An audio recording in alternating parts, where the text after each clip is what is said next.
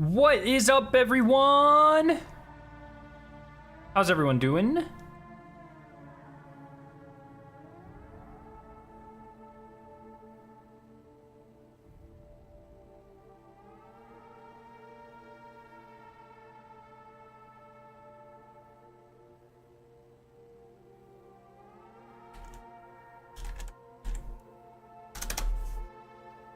Easy. How's everyone doing? What is up? Welcome. Welcome, friends. Welcome, gamers. Real quick, I want to check Eververse. We're gonna break down. We're gonna read and look at the TWAB and the weapon thing from yesterday, and then we're gonna turn in all of our seasonal engrams because I've got like a billion. Fell off. Bro, I was never on to fall off. What the fuck are you talking about? How are we doing? Welcome, everyone. I'm doing very well. I'm excited. I'm completely recovered from COVID, so I'm good. I'm feeling good. I'm testing negative. It's just a good time. Oh my god, that's fucking terrifying. It's a good time to be a gamer, you know what I mean? Yo, Lab. Nicholas, how you doing? Yo, Lab, are you up to 300 resale yet, or? But yeah, I want to check out the TWAB, or the, no, I'm not calling it the TWID. I refuse. Oh, god damn, that's sick too. I didn't even know. Too bad the Blight Ranger's useless, but fuck, that's sick. It's super impressive how quickly you're able to make thumbnails. That probably, I mean, that one took me a bit, 20 minutes or so, 25, but did you get your the vaccine? Yes, I have been, vaxxed, and I've been boosted 3 times. My last booster was 6 months ago, though. I should have had the foresight to, get reboosted before I went to fucking Florida, of all places, but, my symptoms were really mild, so that is good at the very least. He's fully indoctrinated. Oh my god. Oh my god. Alright, let's start with the TWAB. TWAB time, baby! Oh, wait. Actually, let's start with the... Is the teaser here? Yeah, okay, the teaser's here. I was gonna start with the teaser, but the teaser's in the TWAB, so we'll be aight. You got a problem with my home state? Yeah, Florida is like bottom 3 states pretty easily. I have a big problem with Florida. A lot of things in Florida, actually.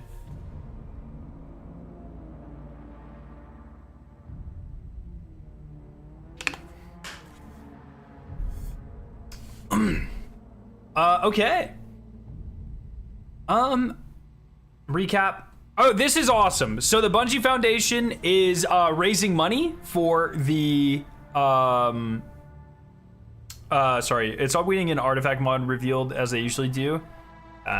It is what it is. I don't know. That's not too bad. What about Jersey? Jersey's fine. Bottom 3 states bottom 4 states in no particular order. Florida, Texas, Ohio, Oklahoma. And all the rest of the states are either like awesome or kind of whatever. I don't know much about them, or I don't care much about them. But those 4 states, fuck those 4 states. But yeah, so Bungie's raising money for the Hawaiian wildfires, which have been absolutely tragic, man. Very interested to see how, you know, what their bounce back is like, and how, you know, they're able to recover, because this is like, Hawaii's not a big place, you know what I mean, and they lost a lot of like cultural landmarks and things of cultural importance. Just real shitty, dude.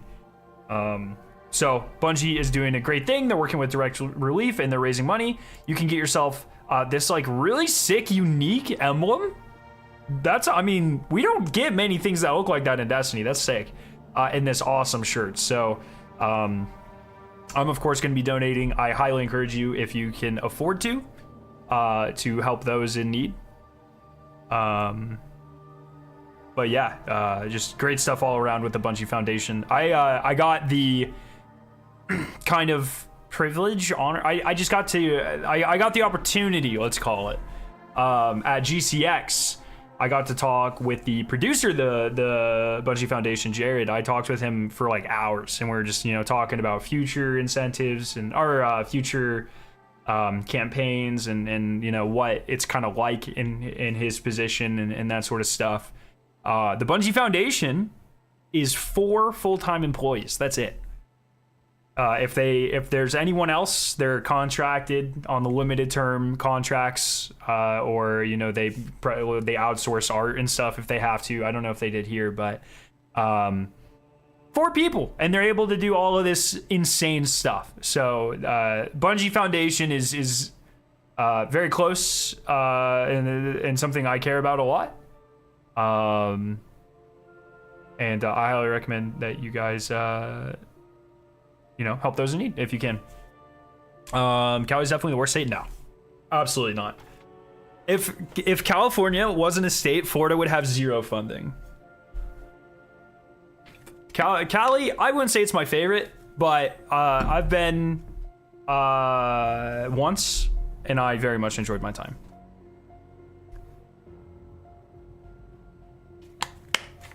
What raid do you want to be reprised? I want Wrath of the Machine to be reprised, but I think Crota will be. You live in LA? Based.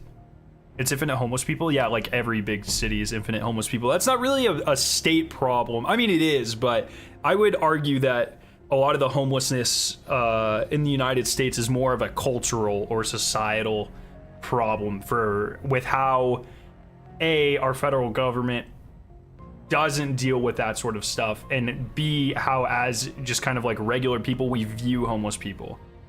I feel like there's a really toxic relationship there when there's no reason for there to be.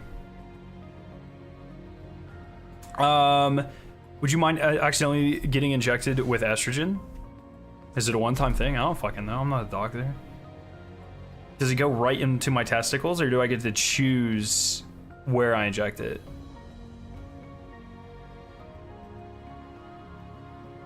Great thumbnail, thank you. Appreciate that. Yeah, my one time in Cali was LA, and I enjoyed it quite a bit. It was a good time. But yeah, so oh yeah, so they did outsource the art, but from someone local to Hawaii. So that's awesome. Very cool. So yeah, I'll be picking this up. Highly recommend it. Now you're thinking with portals. Here's the teaser. So they do a teaser every year for the showcase, and it's always ships. I think it's always ships. I remember Lightfall or Beyond Light was the Drifter. Oh, Witch Queen was not ships. Witch Queen was in the swamp. What? I don't remember. What was Lightfall's teaser? Did Lightfall have a teaser? Lightfall showcase teaser?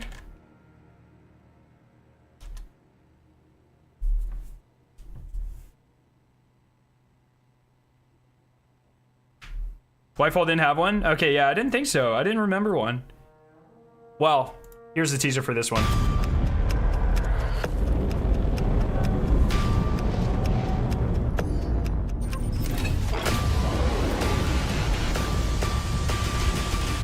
Bungie knows how to get me hypes for sure. And then this part reminded me of Doctor Who. So I made a tweet that said, I said, Doctor Who music starts playing as you travel into the Travelosi, and then someone made it.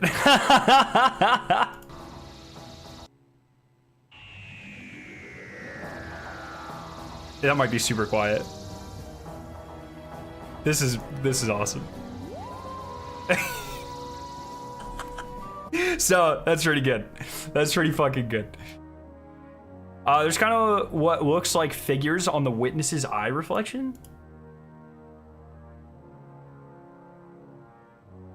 It kind of looks like Callus. Nah, surely not. Does it kind of look like Callus?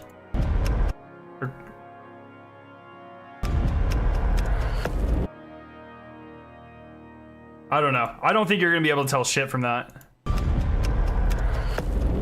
But still, I'm excited for this. I'm very excited for this. The best way to bring vaulted raids back would be in May/November. Don't waste a summer slot on it. Yeah, I completely agree. The vaulted raids, I mean, bro, if once like we get through all the Destiny 1 raids, they start filling those slots with like Levy or what, sure, that's fine. But yeah, if a Destiny 2 raid comes back before the Destiny 1 raids, I would be very disappointed. So. So just mirrors the witness a little more white. I mean, it's just like, it's just gonna be lighting. I mean, you can see he's blue there. I like his unibrow. I've never noticed he has designs in his unibrow, dude. That's sick. Witness looks like a cat? The fuck type of cat do you have?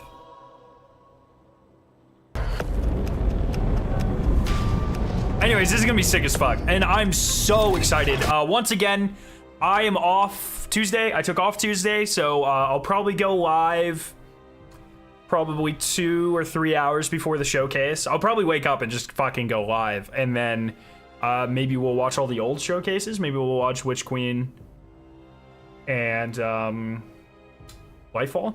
See kind of what they were, how they've aged, that sort of thing. I think it's good to revisit them because it gives you an idea of like what they actually presented versus like what we got, and if things were, you know, accurately hyped or portrayed, or if there were maybe things, you know, I like also looking at things that they didn't talk about. So like with seasons or with even with the major expansions, like what parts of them they didn't choose to focus on. I always think that's really interesting too. You should show us the shirt. What shirt?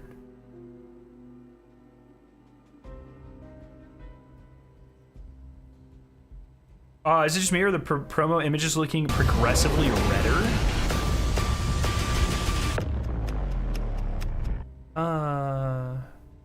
Maybe. I don't know. I'm not gonna read into it. I think it's really funny that they're streaming on TikTok though. And I don't know if you guys saw, but they're gonna be streaming it on the official PlayStation account, which is pretty huge for Bungie. So. Oh no. 1 sec. Excuse me. I'd say we need new raids in the summer slot at that point. Add $10 to the dungeon key and call it the raid key. Oh, jeez. Stop. Fucking stop. Oh, my wife's calling. Hello, wife. I am streaming. What? There's buffalo mac and cheese in the fridge. It wasn't. But I'm just vibing.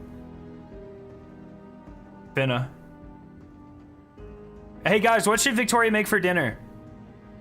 Wait for chat. I want to see what chat says. What am I making from? Me? I made lunch. Chat says steak, beans, lasagna, steak, curry. I like that one. Pasta. No salmon. No, fuck that. Grilled cheese, pasta, green bean casserole, beans on toast, chicken Alfredo, a sandwich, teriyaki chicken, beef and broccoli. What? Yeah, just make a nice pot of beans. Well, a lot of people really want you to make beans for some reason. Yeah, I think they, what am I, English? Chicken and rice? What the fuck? Someone said children? How would you prepare children for dinner, Steve? We got a spaghetti. We got some glue. Oh, someone said Chipotle. And I think Zrao, that's a fantastic idea. Personally, I'm a little biased because I'm a Chipotle fiend. But okay, well, anything else? We good? All right, love you. Beans on toast? Oh. Chat, she says she loves you. All right, love your face. Bye. No? Why can't I say I love your face? They're the same personality. All right, 1 second. I'm gonna put you on speaker. Chat, my wife said I can't say I love her face because that's my streaming personality, but I'm like, I don't have a streaming personality that's different than my normal personality. That's what you say to your chicken, not me. That's what I say to who? Chicken, your mother chicken. Oh, my chickens. That I love their faces? Yeah, but I love your face too. I love Kitty's face. I can't just love people's faces? I don't know. Okay, well, we have 5 days. We have 5 days until the showcase, so I gotta get making some content here. Okay, I love you. I mean, you're not making dinner, so you might as well make something. I already offered Chipotle. Like, I don't know. What do you want from me? All right, Bye. I'll see you in a bit. Love your face. Love your face. Thank you. God, she's such a brat. Alrighty. Oh man. They're also doing Twitch drops for this emblem, but this emblem is kind of mid, so you guys should just watch my stream instead. Sorry. Yeah.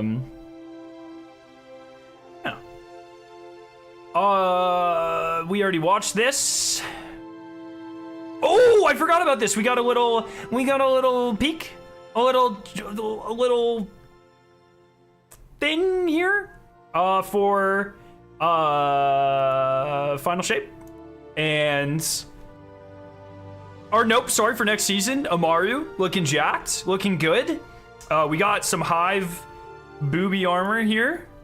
I think it looks good. I'm glad that we're getting a hive aesthetic that isn't just like bones or just like spike. Like we have like the fucking dungeon armor, like the thorn armor is kind of hivey, I guess. But then we have like the new dungeon armor.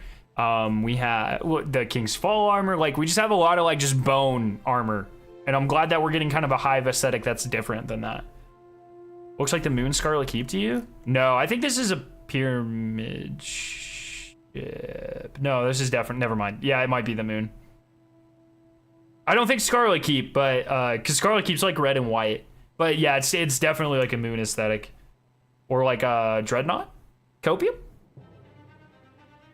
That Warlock's wearing a bra on the outside. Yeah. Maybe Throne World, but Throne World tends to be white as well. There were parts of the Throne World, like the Ghosts mission, that had this kind of dark aesthetic.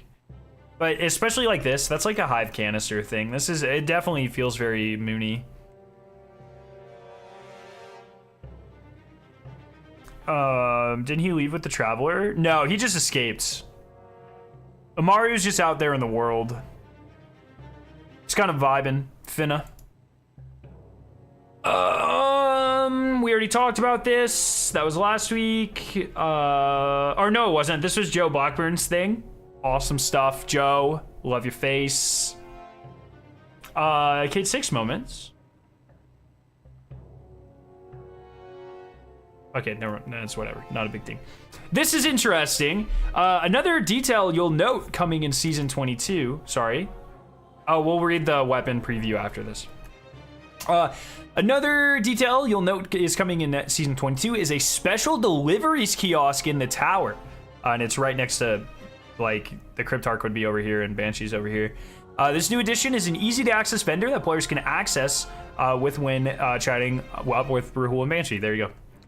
Deliveries you can expect to snag from this vendor include a Bungie Foundation incentives, Twitch drops, Bungie rewards, digital deluxe and collector's edition loot, secret stash items, pre-order bonuses, and more. So this is cool, because if they were going to invest in something like this, it seems like there's going to be a lot more of this sort of thing happening on a more regular basis. And if Destiny 2 is over in a year, like if they were moving to Destiny 3 in a year or even probably 2, I don't know why they would invest in something like this when we've been, just getting the stuff from Rahul or Amanda Holiday forever. So I feel like this sort of like small quality of life thing really screams to me long-term investment in the game, but maybe not. Who voiced Amaru? I have no idea. Why wouldn't Savathun leave a finger bone in a vault so Amaru could resurrect her even if her body was gone? I don't really know how that works. I wonder what the rules are for that. They invest in this because they don't need to invest in PvP maps till Destiny 3. You didn't watch Joe Blackburn's thing! They're investing in Crucible maps next year, bucko! So, in Destiny 2.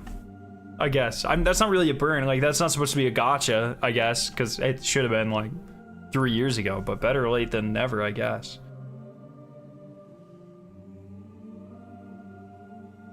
But yeah. Get those gains. We're almost at the end of the season, which means there's a limited amount of time to run through everything you need to wrap up before we arrive at the next part of the Destiny 2 story. Just like usual, reputation gains are active for all rituals all week. If you need a little help, just picture Shaxx yelling victoriously in your ear. I saw a lot of people clickbaiting this. I don't really know how to feel about this, and it won't affect me, so...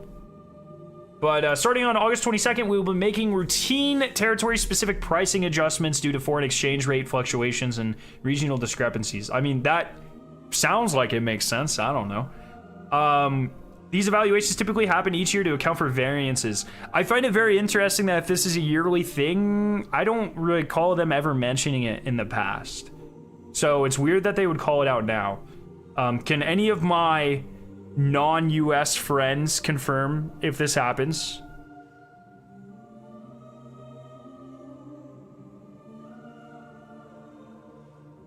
War says that the hidden specifically scrubbed the entire boss fight of Savathun's genetic material, so that plays some part of it. Oh.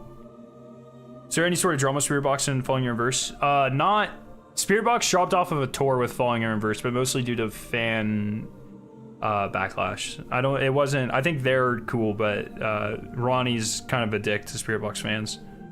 But yeah, I don't know about any of this.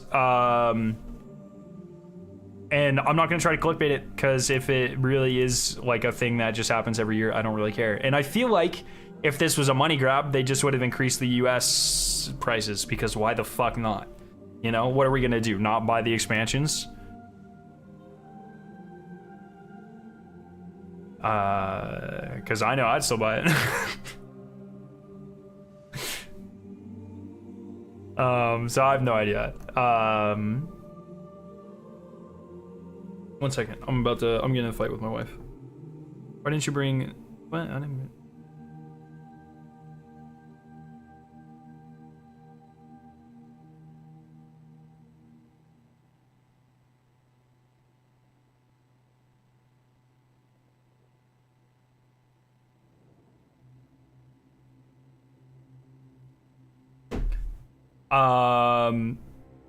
People are really blowing this price increase out of proportion in the US. It's crazy. I mean, look, you know what gets clicks? Is being angry on the internet. I'm not saying, like, look, I called out Bungie when they did the price increase. You put it,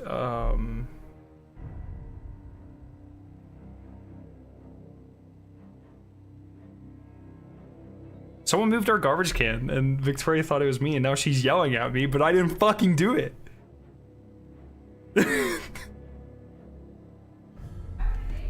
I don't know why a neighbor would do it. It wasn't me, though. I totally forgot. Yeah, maybe, but don't yell at me for something I didn't do. All right. Divorce stream. Hey, it's National Black Cat Appreciation Day. Can you bring that Brad up here? What? Bro, what the frick? Why are you being so toxic? I don't appreciate Shadow? Who says? I'm trying to appreciate her, but you won't let me. Can you guys hear her? You called out Bungie? No way. Yeah, I made so when Bungie increased the price. In fact, like, everyone's like, "Oh, Azakross made this great point about the silver increases." I made that video like 4 months before Azakross did. Just to be clear, he's awesome and stuff, but people keep giving him credit for the 1200 silver being kind of scummy thing. That was fucking me. I made that an hour after that change went live, and I was the only person I saw talking about it. So don't give me that bullshit, okay? Okay? And fuck everyone who says otherwise. I literally have receipts, motherfuckers. Okay? I literally have receipts. You want to see this bullshit? When the fuck did that even happen? I don't even remember. I named the video like, this looks bad for Bungie or something. Olive Hawk. No, please don't. Cross is cool. It's his toxic fans. Yeah, a bad look for Bungie 3 months ago. Fucking... Oh, shit, where'd it go? I made this shit before anyone, so fucking suck my nuts. Where'd it go? Oh, Scaros on Bungie Nick Rider, man. I know how to be big smarts. Meh. Meh. Nah. May 5th. Fucking put it on your calendar, fucker. I win.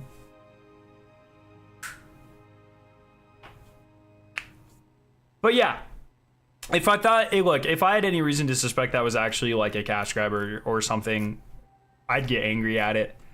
But I just don't think it is. Like, if I thought if it, well, I guess I should say, I don't understand if this is actually, I don't have the experience to say if this is really something that typically happens every year. I have no fucking idea.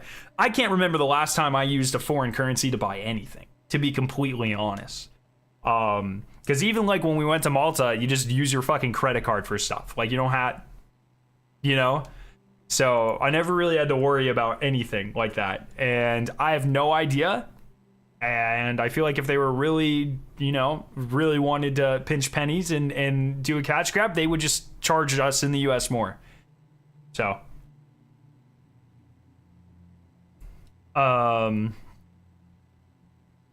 Okay. Go to the movie of the week banner. This, see you in the pit. Oh, that's because this is a metal. So in metal, there's a, see, it says here, hop in the pit or your mind and go wild, because this is a stellar listen. This is a, oh no.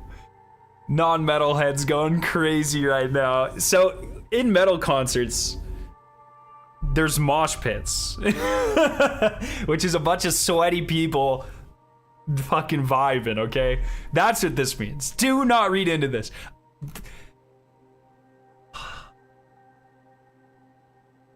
If anyone at Bungie is going to reveal or get the go-ahead to reveal what the raid is, I guarantee it's not hippie and it's not in a twab. Not like this.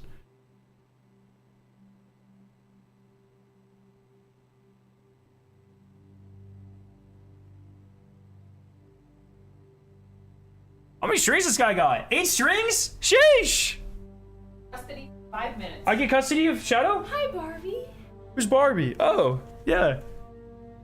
Someone made a Barbie parody, I guess.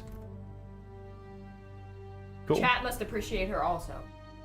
Why would chat not appreciate Shadow? Here, put her down. I wanna pick her up like a baby. Oh, well, I'm not gonna pick her up like a baby anymore. Oh, look at her. Hi, kitty. Black Cat Appreciation Day. Chat, how are we doing? Here, one second. I wanna.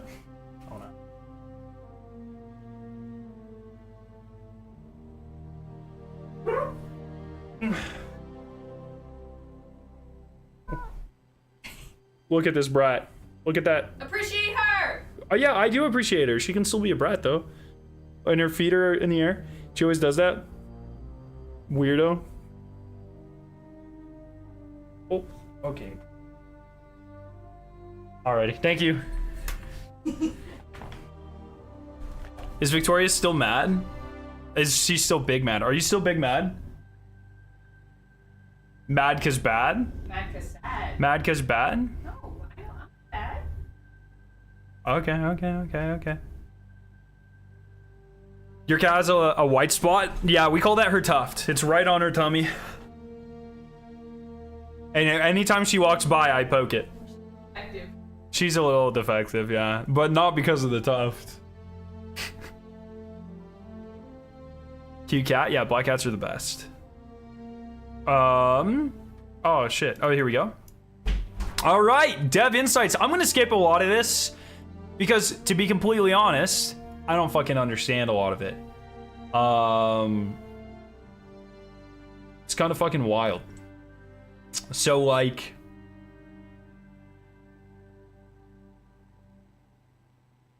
look, there's a lot of shit here. And I don't really know much of it. I don't really care about a lot of it, to be honest. So I'm just gonna keep going. So they're changing hipfire reticles again, doing some exotics. I really just want to get to the good ones. Look, this is the shit I'm skipping right here.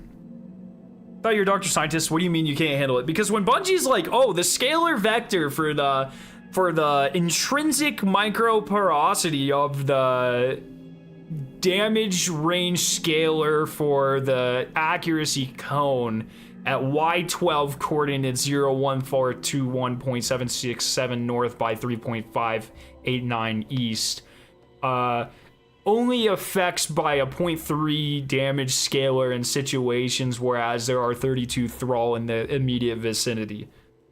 I'm like, what the fuck does that? What did I just fucking read? I'm happy for you, or I'm sorry that happened. Yeah, exactly. Fucking exactly. So, zoom and damage fall off tuning.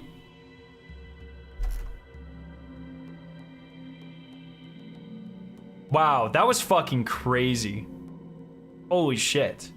Custom tuned exotic ranges. Like the special weapons above, these been set to keep the weapons near where they currently are, as opposed to making massively buffing or nerfing them with the overarching range tuning. Ace of Spades. Oh, this is more damage fall. I don't fucking care. I'm sorry, guys. If you want more information on this, go watch someone else. I don't know. Okay, weapon archetypes. This is the shit I care about right here, baby. Hand cannons. We have heard the complaints that hand cannons feel underpowered in PvE, and we want to address that while also giving them a better use case to fit their hard-hitting fantasy. I have some hard-hitting fantasies. We decided that it made sense for them to be me getting hit, to be clear. My fantasy is getting hit really hard. We decided that it made... That's why I talk shit on Twitter so much.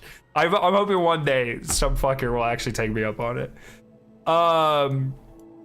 We decided that it made sense for them to be the big game hunters of primary weapons, so we have massively increased the damage that they deal to major combatants. Additionally, without investing in reload speed or perks that auto-reload, hand cannons have often felt too punishing of missed shots or running out of ammo at critical moments. Wait, what, Sweeney? Oh, let me look at that. We buffed their baseline reload speed in a way that filters upwards to be a buff to all weapon hand cannons, although it's a smaller buff, whatever. General, hand cannons now reload by 15% faster at base, PvE damage is increased by 20% for red bars and 75% against orange bars. What the fuck? So double special's dead, which sucks. But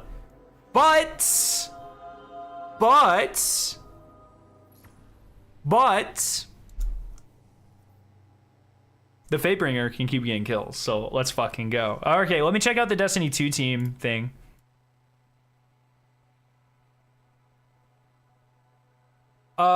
Yeah, they did tweet. Holy shit. We're seeing some folks ask for an artifact mod preview for season 22. There are plenty of goodies that we're saving for Tuesday's showcase, but we've got another blog post planned for tomorrow with more info so you can prep those builds early. Holy shit. That's 4 days of information in a row. That's sick. We didn't get anything Monday, did we? If we did, they'd make it a 5-fer, but I don't think they did.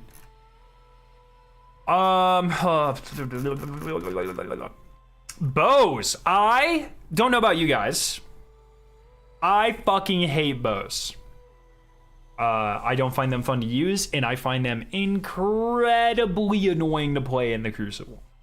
play against.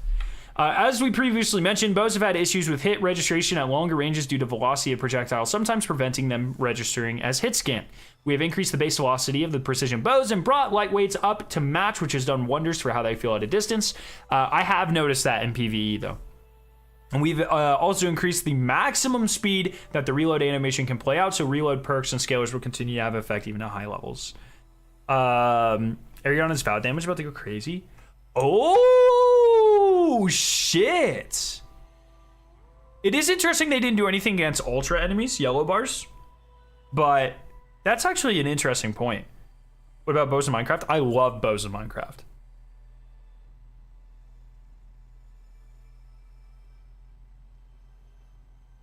I want to get back into Destiny 2, but the expansions are so expensive, I don't even know where to start. Honestly, what was the last time that you played?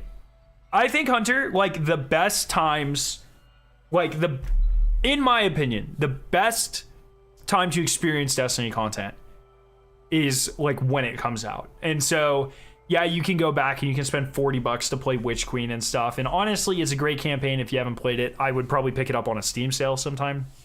But part of a live service game for me is kind of being part of the community as stuff happens or is discovered or releases. And a lot of like my enjoyment of Destiny comes from the live aspect of it.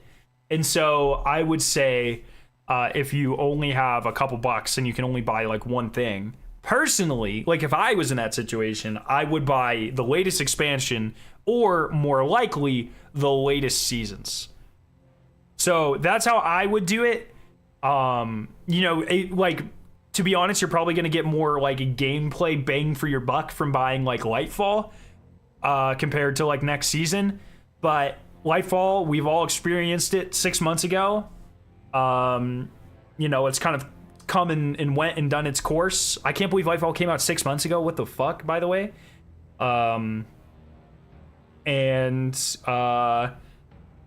The new thing is what's everyone's gonna be talking about and doing and having fun with, and that's just how I approach it. So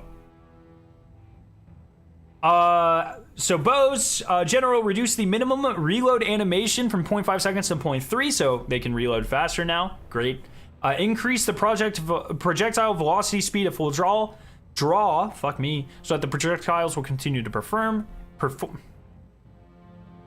I'm not even gonna read this anymore. Lightweight bros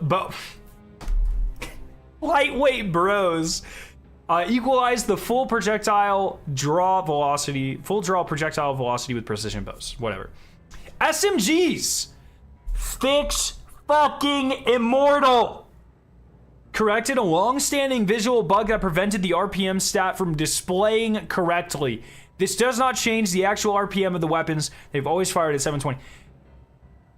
Fix fucking immortal!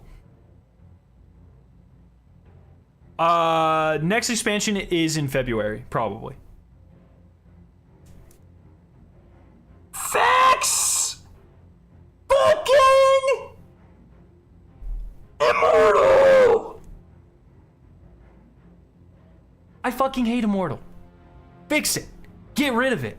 Ban it. Sunset it. Yes, sunset it. Fuck immortal. How are we not fixing it? And how Antaeus still hasn't been...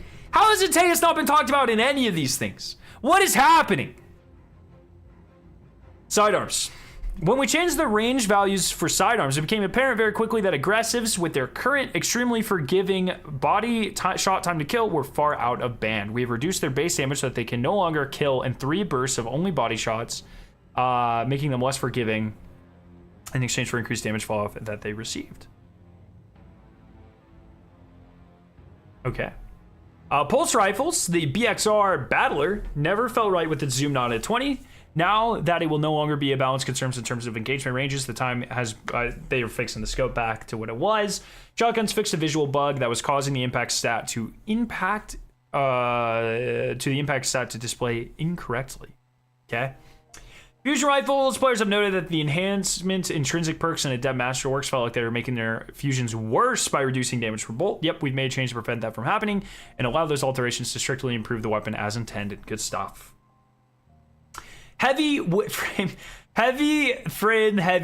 fuck me, wave frame heavy grenade launchers, which is wild because forbearance is, and I will maintain this until the fucking day I die. Okay? Until the fucking day I die. Forbearance is the most power crept weapon in the history of Destiny by itself.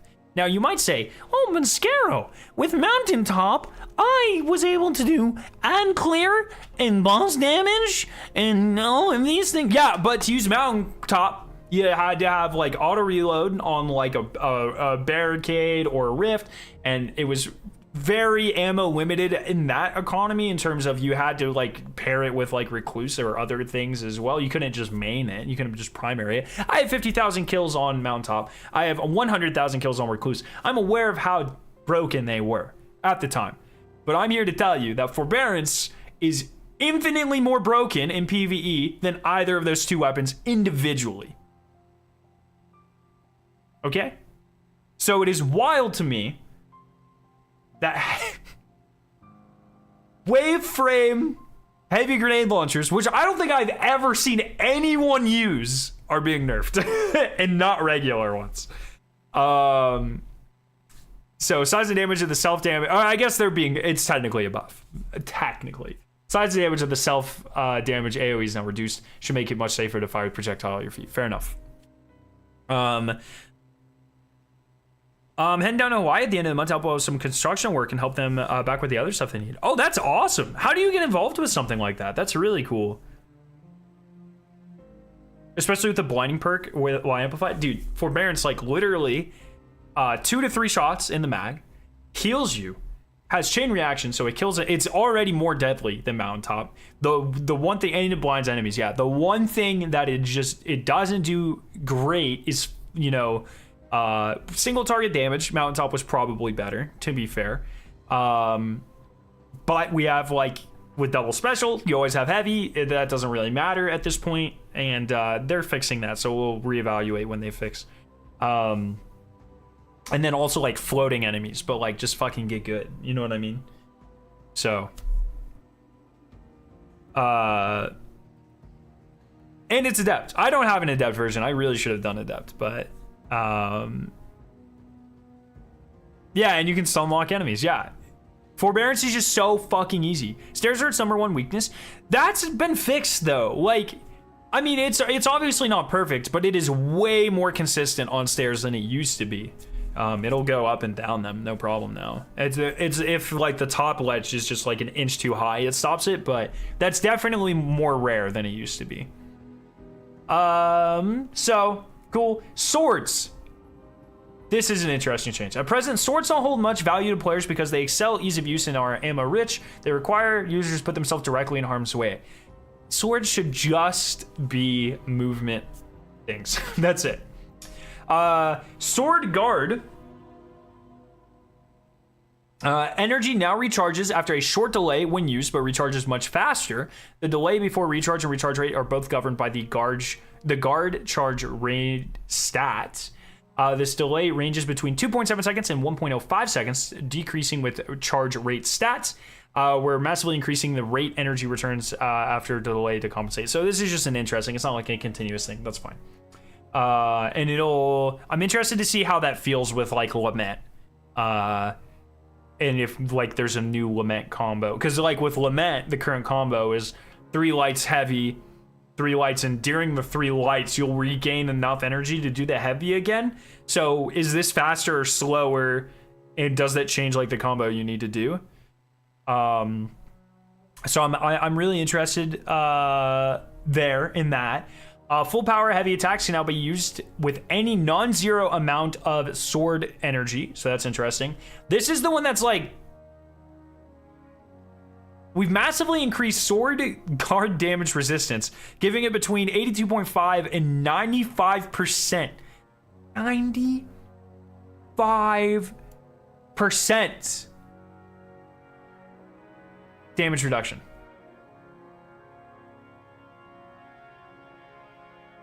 It's less in PvE or PvP. It's between 52.5 and 65. In what scenario, anywhere in the game, should you have 95% damage reduction? That is fucking crazy. Will Bungie have an end event like Almighty this season? Probably not. If there's going to be an end event, I would expect it to be not next season, but the season after. Next season, I bet we get some sort of community thing. I hope. But if we're going to get some sort of like big event, I would expect it to lead into Lightfall. Any news on the Sparrow TLC that was hinted at coming out? No, that'll probably be sometime next year, but we'll see. My boss that I work for was born and raised in Hawaii, but now he lives up in Denver, Colorado, and I went down there for college in Hawaii. Oh, that's sick, though. That's really cool.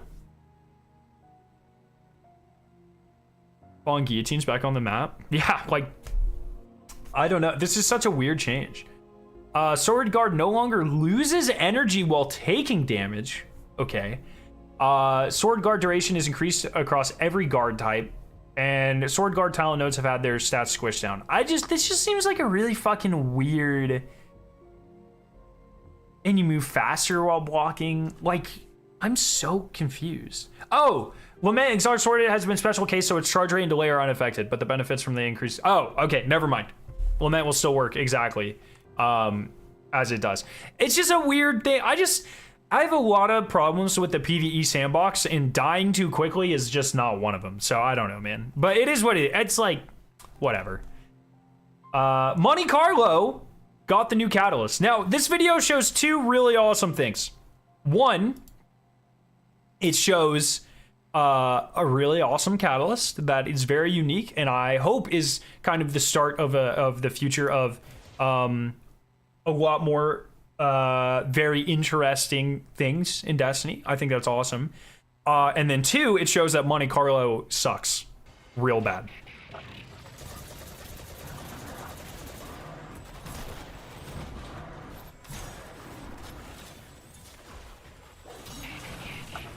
Very cool. So I'm excited to see how that stacks with like damage dealing things, Liar's Handshake, Synthoceps, for instance. Monte Carlo clearly needs a damage buff in PvE. But this is cool. This is awesome. I hope Crimson gets something like that. You know, it's just cool. And then these are exotic weapon changes. Quicksilver Storm. Players have been reporting that it felt like the ammo was not being loaded into the Quicksilver Storm at the correct time. We investigated and discovered a misalignment with the animation and the ammo loading that has been corrected. Dead Man's Tail. Fix the displayed impact stat. This is cosmetic only. Two-Tailed Fox. This is pretty cool too. Reworks the Catalyst perk, Third Tail. So right now what it does is when you shoot, it goes Solar Arc Void. It's like boom, boom. And it just feels weird. It's actually like boom, boom. And he shoots the other two kind of at the same time. It's just weird. They're changing it to a 3-shot burst. So it'll be like boom, boom, boom. And I think that's a great change. I'm excited to see that. Vergless Curve. We fixed an issue where if Whisper of Fissures gets the kill, it does not count for the Hail Barrage Hail Barrage stacks. We buffed the weapon's performance in PvP while using Hail Barrage, brother. So it'll just be better. Monarch is being nerfed. And let's fucking go. Okay? Reduce draw time.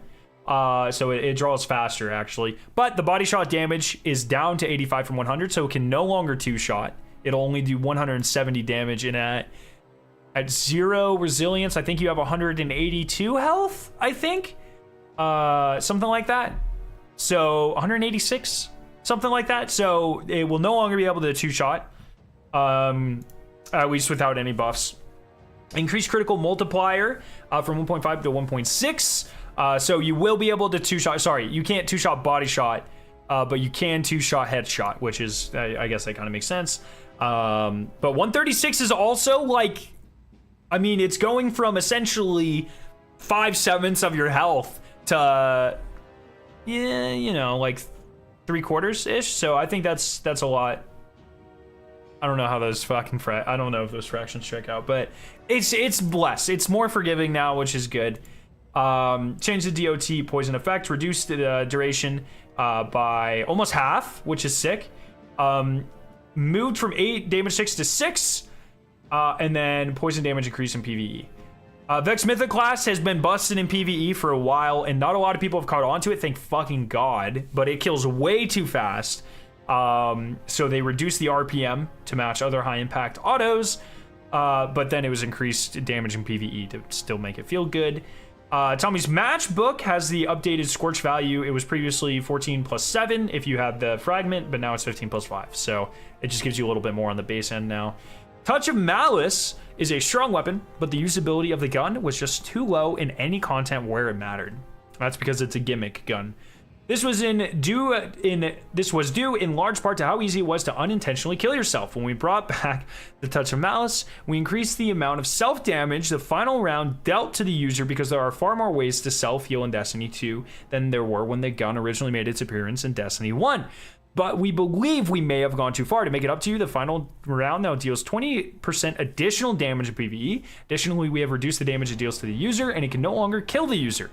This isn't to say that you can't die when you're at low health, but the weapon itself will not be the thing it kills you. It'll just hold you at 1 HP. We've also set up the Touch of Mercy perk to be a lot more useful and easier to activate, and we have fixed the Ball of Darkness to correctly deal arc damage, blinding PvE combatants. A lot of great changes here. This is really, really interesting. Increase the final round damage by 20%. Decrease the self damage to 7, and it can't kill you. Increase the health awarded by the Touch of Mercy perk by over 2.5 times more health. Set up Touch of Mercy to work like unrelenting. And the Ball of Darkness now appropriately deals arc damage. This is a really big set of changes to Touch, and I'm really interested to see how this works. You know, a lot of people use things like Outbreak for like day 1 raids, right? You run out of special, you swap to a primary because they have infinite ammo. A lot of people just use Outbreak. I will be very interested to see how Touch stacks up to these things now, especially if you're sitting in a well or something. Very interesting. Malfeasance does a lot, but we want to make sure as soon as I read that, I was like, oh my God, they're nerfing it already. It's been like a month. We want to make sure you knew that you're getting the effect. So Malfeasance now shows you that you give Vorpal. So they're not nerfing Malfeasance yet. Actually, I lied. Sorry. I totally forgot. No one's going to use Touch of Malice for any DPS checks because Malfeasance exists and it does an insane amount of damage right now. Since they're giving old exotic missions, old seasonal gear, what gear do you think they'll give Avalon, Whisper, Zero Hour, and so on? That's a great question. Probably none. But I'll be very interested to see what happens to that, to be honest. Or they'll just wait, like Avalon maybe once, like, Season of Defiance goes, they'll give it that. And, you know, like that. Cloud Strike reduce the lethal kill distance of the lightning against players. I think it went down from like 10 meters to 3 or something, 3 or 5, something like that. Wicked Implement is being buffed. The timing window for creeping attrition has been increased by a second. You can now also activate Tithing Harvest by destroying stasis crystals, and the exotic catalyst now includes Headstone, which people like directly were like, this should give it a Headstone. So that was a very targeted like piece of feedback that was directly taken from the community and implemented very quickly. I hope this makes the Wicked Implement better. It's a scout rifle, so I'm not sure. It's a scout rifle and it's stasis. 2 things that generally are kind of meh. But I want it to be really good, and I want people to really appreciate that exotic mission. So I hope it's good. It you know, causes people to go get it. And maybe... you know, in the future, if content slows down and I get all the tribes, maybe we can do some help streams or something, because I feel like not a lot of people are experiencing that mission, and it's fucking awesome. So I want people to. Who are you going in with the day 1? So Chemo, me, and Hoon are going to be the 3 that you guys are aware of, and then we picked up 2 more, Chillax and Moonshame. They haven't been around the stream, but they're really, really good gamers. Excited to have them on the team. And then Shrimp. You guys know Shrimp. He's really awesome as well. So,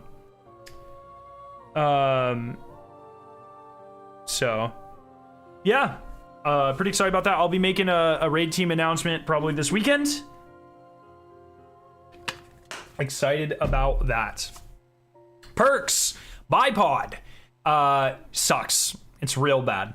Reduce the damage penalty from 40% to 25%. The math I've seen says this still won't make it great, but I'm interested to see it in game.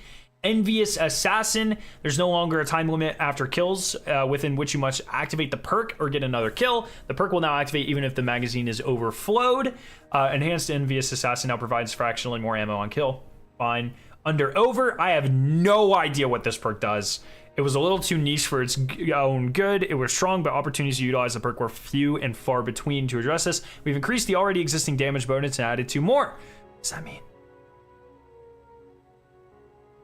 Can somebody tell me what Under Over does? We're the usual suspects for your raid team. I don't want to get too into it, but let's say 2 of them didn't want to go as hard anymore, and let's say personal disagreements with a 3rd.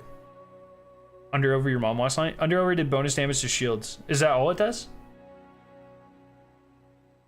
But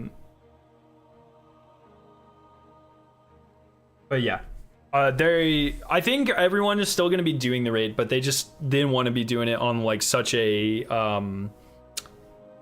hard, like not a hardcore team. They didn't want to go for worlds first. They weren't really interested in that. So we made a deal, and now we're with gamers that did. But like I said, Hoon and Chemo, they are still in it. I'm very excited, and we got some absolute gamers, so it's gonna be great. It's gonna be great. I mean, we've always changed. I think every raid we've changed at least 1, if not 2 people. So it's not. This isn't new. This isn't new. No drama. Nothing like that. Under Pressure has long been a perk that offers a lot of upside reward for comparatively little risk in PvP. As it often triggers neutrally during combat and sees nearly a 100% uptime on special ammo weapons. That's been a problem since I remember farming for an Under Pressure. What the fuck was that fusion called? A rental. An Under Pressure a rental because of this exact thing in Penumbra. Like 4 years ago, 5 years ago, 4 years ago, right? That's crazy. As such, we've reduced the maximum accuracy bonus, and it's just now being nerfed. Shoot to Loot. It seemed a shame that it's pairing Shoot to Loot with perks like Explosive Payload and Kinetic Tremors didn't allow the splash damage to interact with the orb. Collecting, so they fixed that. It will. Valiant Charge now deactivates after initial sword swing. Ambush no longer deactivates from healing, fall damage, or being shot by allies. Explosive Light fixed a bug where the enhanced version of the perk was granting 2 stacks on the initial orb pickup. And Show Clip has been big nerfed.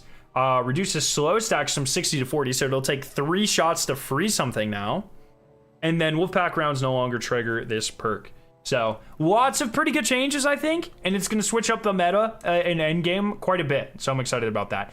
This, everyone, is the best section of this entire fucking thing. Crafting changes. While Shirochi weapon farming is not ideal, instead of nerfing that type of behavior and taking the option away from players, we've decided to buff the weapon level progression obtained through more meaningful methods like activity completions and PvP kills. We're also adding a currency-driven method of directly advancing a weapons level. Since the opportunities to get kills in PvP is far lower than it is in PvE, we'll be increasing the amount of progression earned by defeating Guardians in PvP beginning next season. We're boosting activity completion progressing across Crucible, Trials, Dares of Eternity, Wellspring, Gambit, Platinum score completions of Legend and Master solo lost sectors. We're also adding the capability for progress that exceeds the current level to roll over to the next level. Thank fucking God. What a great change. So that's awesome. To round out the weapon progression changes, we're also adding the capability to directly increase a weapon's level through currency expenditure. Crafted and enhanced weapons will receive a brand new mod slot in their weapon details where you can spend glimmer and enhancement cores to boost the level of the weapon. I have so many enhancement cores, and this is a fucking awesome change. This mod will increase the weapons level directly, leaving your existing progress towards the next level untouched. That's awesome as well. While there's no cap on how far you can boost the weapons level, the cost of boosting will increase relative to the weapon's level. The weapon usage is meant to be the main path for increasing weapons level. However, with the restriction on how many weapons you can level at a time, and the always increasing expansion of the amount of weapons that have a level, we want to provide an alternative method of leveling. I expect this to be very expensive on launch and then to get cheaper. So we'll see. Crafting economy changes. Another change we are making is that resonant and harmonic alloys will be depreciated and as required materials and will no longer be obtained during the dismantle starting in season 22. We are planning on removing these materials entirely from the game at some point in the future, but until then your remaining materials will be available to be exchanged for Glimmer Rahul. So yeah, someone, Tromar said this. I like how we start with like 12 crafting materials, like way too many crafting materials. Now we're down to 1. So that's great. That's good. Too many unnecessary currencies that have unnecessary currency caps. All of that is fucking annoying. Tying this in and maybe adding one more, like the what are those things called? The alloys, ascendant alloys. Adding the ability, you know, those are fine to add enhanced perks, and then just tying in everything else to the existing economy is, in my opinion, the correct move. That's, I think, and that's how I said it should have been done in the future, or in on launch when it launched with Witch Queen. It took a long time to change, but adding more currencies to the game is like almost always a bad idea in my opinion. It gets very fucking annoying. So, dude, hell yeah, lab, let's go. But very cool. So I'm excited for that. And then Neomuna pattern is going to be a little easier to get as well. But those are pretty much all the major changes coming to the crafting system and to the weapons in general. I think there's a lot of great changes in there. I think the only thing I'm like, well, why? You know, I would say there's not anything I blatantly dislike. The damage resistance increase I find a little weird, but at the end of the day, it's fucking whatever. I'll be fine. We'll all be fine. And then, yeah, I mean, everything else is either like or like fantastic. A lot of those changes are really, really good. I finished the fishing triumphs. No, I'm close to the zeros. Some of the zeros. So like, this is the one, Dranglefish is the one I'm furthest away from. No, it's not, sorry. Gnawing Hunger is the one I still need 22 of these, so, or, yeah. I'll probably just like do them over the year. Got some blues as well. Those will be easy. My understanding is that these 3 here are by far the hardest, so I'll finish them eventually. It is what it is. I just don't, I haven't been playing enough to get enough bait to do it consistently, so I just haven't really been concerned with it. But now we get to do the very fun thing and turn in all of our engrams. I have so many engrams, chat. I have so many engrams saved up, so this is gonna be pretty exciting for me personally. I don't know about you. You farmed 1k bait in the last 24 hours, but just like lost sectors. Why? That's fucking psychotic. When they announced the changes to 30 golf balls, didn't they mention a bigger economy rework in the horizon? I think they mentioned that. I wish bait didn't have a cap. There's no reason for bait to have a cap at all. What vendor engrams stay season over season? I don't think any of them will.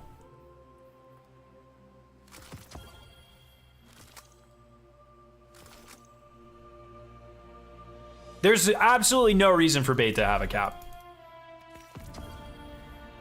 Just actually makes me very angry. That's like the sort of thing, I don't know. There's very few times where seasonal, I honestly don't, I can't think of a single time actually where seasonal currency like should have been capped. If I'm playing a season and I'm doing things in the season, just give me that fucking currency. Like it's just gonna be depreciated, it doesn't matter. Just let me, I remember the one I really got very mad at was Season of Haunted. There's the red, the prismatic or something, psionic energy, whatever the fuck, haunted energy, the red goo. That shit was so fucked. You needed so much of it, man. If something doesn't have a cap, there's no need to collect it. No, that's just not true. It's like if I'm going to complete the fucking triumphs. You know what I mean? Like, I don't know. There is no instance that I can think of where I run 10 GMs and I get X amount of material, but I lose out on the back half of those because I'm capped. But then someone runs 10 GMs, but they run 5 and then spend and then 5 and then spend. There's no scenario where you can convince me that we should get different amounts of rewards just due to that person taking a break and crafting something. I think that's bullshit. I really fucking hate it. And for something as dumb as seasonal currencies, it should not exist. So that's my opinion on that. Vestige of Dread, yeah, that shit. Fuck that shit, dude. Yo, Miss Punisher, thank you for the 18 months. Hey, Scarrow. How are you and Victoria and Kitty doing today? We're doing great. It's Black Hat Appreciation today, so Shadow's living it up, getting lots of treats. US dollar has no cap on how much you can have. Guess there's no reason to get more. It's also like, I don't know, a lot of people are like, oh, you have to balance the economy, just like the US dollar. But it's like, there's literally, the difference is, you can't compare that because the US dollar and like world currencies work because there is an artificial pressure or like an artificial scarcity to them. We print a specific amount to give them value. In Destiny, there's not a specific amount of bait. There's not a specific amount of vestiges of dread that it can exist at any one point in time. It's infinite. It is literally infinite how many you can have in the you know, maybe not literally infinite because of like server shit or something, I don't know, but it doesn't affect how many vestiges of dread I have has zero impact on other players, and so that argument sucks. It's not good. I'm glad you enjoyed the thumbnail today, Hoon.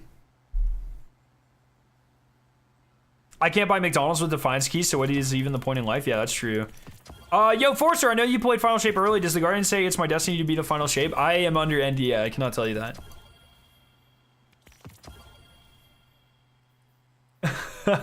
I'm so fucking sick of them removing our engrams. If I farm them, why am I limited by an arbitrary time limit? Yeah, exactly. Like, they've already been awarded. I hate that sort of stuff, man.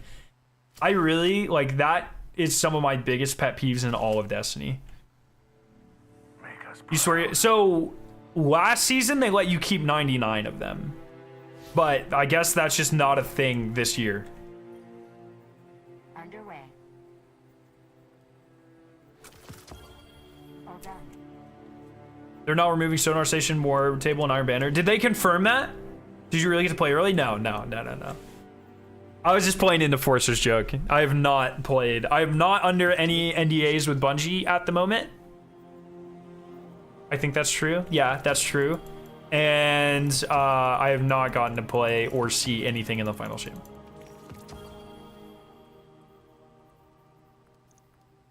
I was thinking maybe I signed one for the trailer, but I don't.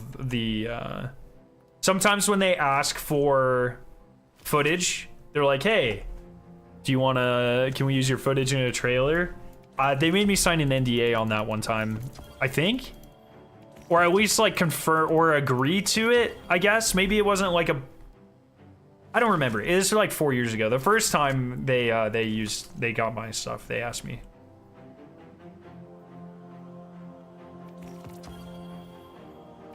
You have a gazillion Gambit ones sitting there. Why have you been playing Gambit so much? What the fuck? We don't ask for a cap on Bungie's revenue. Why did they insist a limit to our materials? Dude, kind of true. What the? Kind of spin. Rangefinder on a rocket. Wait, do rockets don't have damage fall off, do they? Is that a stupid question? No, they don't have a range stat. Why is there rangefinder on a rocket? Does it do something else on rockets? Fuck, I wish I would have read that.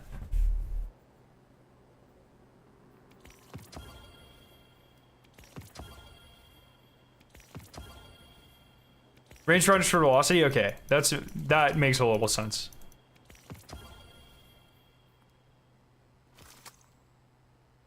But also, like, I don't know, Hoon's in here, so he's gonna be like, I'm actually in this build, but who in their right mind has been like, ever, oh yes, rangefinder, that's what I want. On a rocket. Alrighty. Do you think bipod will be good? I am interested to see the testing, but to be honest, probably not. I think if I had to guess, if there's one place where bipod might be good, it would be total damage overall. But that's a complete guess. I've not done any math on that. But just because it gives you more rockets, I think there's a chance that the math works out where it might give you like slightly more overall. But honestly, I don't really know.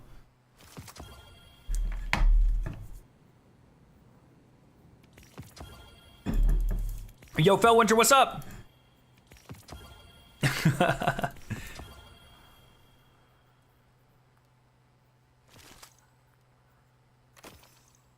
is my favorite part of the season, actually.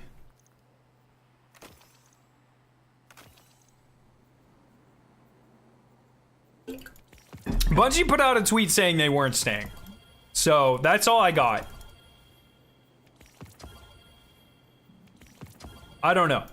They might be saying, they might not be. I'm gonna clear them anyways, because if I don't clear them now, I'm just gonna have to fucking clear 2 times as many, 10 times as many next season, or whenever I get around to it. And so I might as well take the time and do some housekeeping. Do you think there's a 3rd Darkness subclass? That's a very hard question to answer. I don't know. We had this conversation on stream the other day. I'm not personally convinced of that leak. I'm not saying it's 100% fake. I'm not saying it's 100% real. I am pretty skeptical on the it was like a, I don't know, like a fucking clip in the helm. I'm not convinced. You keep it so you can focus new weapons? Didn't you just say these were disappearing though, Hoon? I mean, but the Bungie tweet did say they totally said it. Collect your engrams because they'll be disappearing at the next season. Like, they definitely tweeted it out. Did they redact that? Can you show me your loadouts? Most of my loadouts are from solo NES. These are all from solo NES, so I need to update it. No, I said they kept mine. So, not last season. I think it was the season going into Lightfall. You good? The season going into Lightfall, they let you keep, and they said this. I remember because they made a big deal about it, or maybe it was Defiance into this season. I don't remember. You could keep 99 of each, but they didn't say that this season.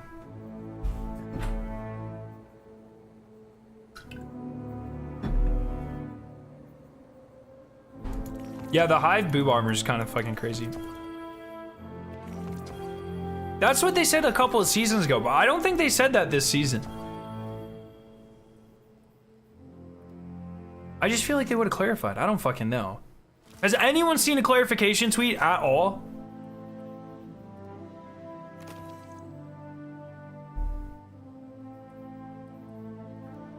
I don't fucking know. I don't want to lose all these mats. What are the weapons next season?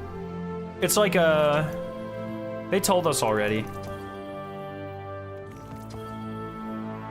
How many times did they say they were removing Iron Banner bounties? Yeah, that's fair fucking enough, honestly.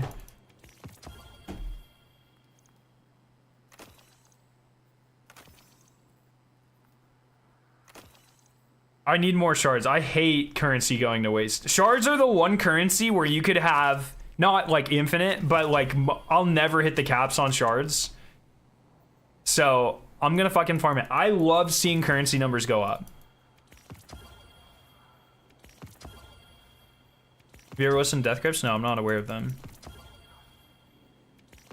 How many are you at? 80 something thousand. Why doesn't it show it here? 86,000.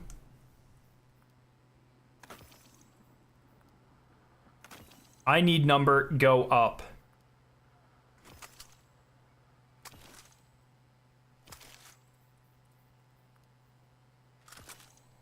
I think the cap is technically just under 1 million. I think it's 999,999. I think is the cap according to the database. Hooner or Lab can confirm or clarify on that.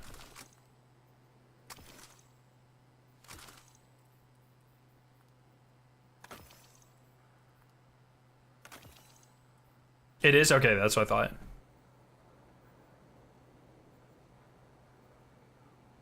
Jesus Christ. So, like, I'll never... No one...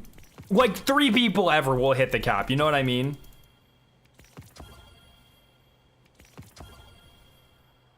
It was the last season because I had 375 war table engrams at the end of Defiance and I woke up to only 99 after the deep. Like, why? Why is that a thing, man? That feels like... That has to be one of those bugs. That has to be a... Not a...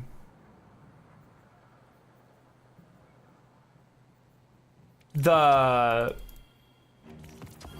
just has to be like one of those things. Like Joe Blackburn was like, oh, the reason we haven't been adding game modes in the core playlist is because there's these bugs that there has to be something with that, with those. There's no way that someone at Bungie is like, oh, let's arbitrarily cap it at 99.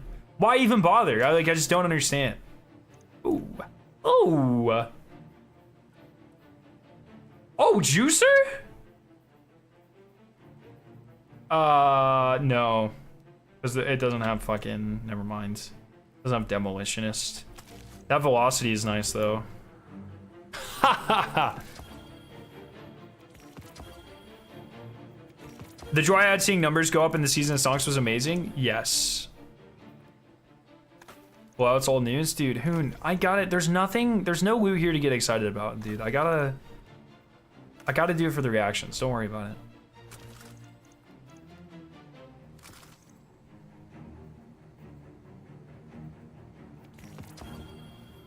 What, you gonna add a new Gambit map because you had too many Defiant engrams? All right, I'll leave 25, 24. I'll leave 20 of everything. Because that way I'm only losing a couple hundred legendary shards, worst case scenario. Chill Clip rolls a Riptide, fucking Chill Clip's been nerfed, man. Does Trials get... Did your Trials engrams stay, Hoon?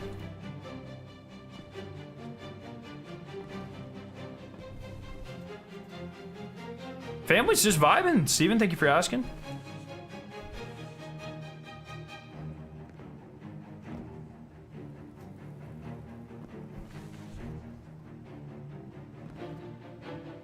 For sure they did? Okay. Yo, Funky Monkey, how you doing? How many trials engrams do I have? Sheesh! Do I have to... Okay, good. I was worried I'd have to... Do you remember when you had to pull these and you had to actually, like, go to fucking Rahul to turn them in?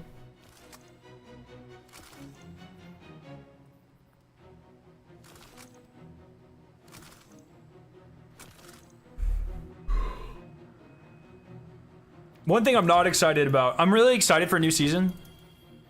I'm so fucking done guilding. I'm not looking forward to that, man. I'm so done with guilding.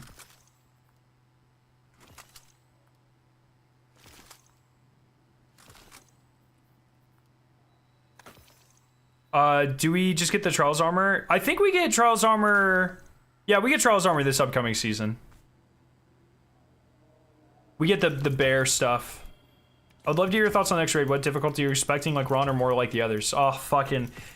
It's so hard because I'm copium supreme when it comes to my raid, because the raids are my babies.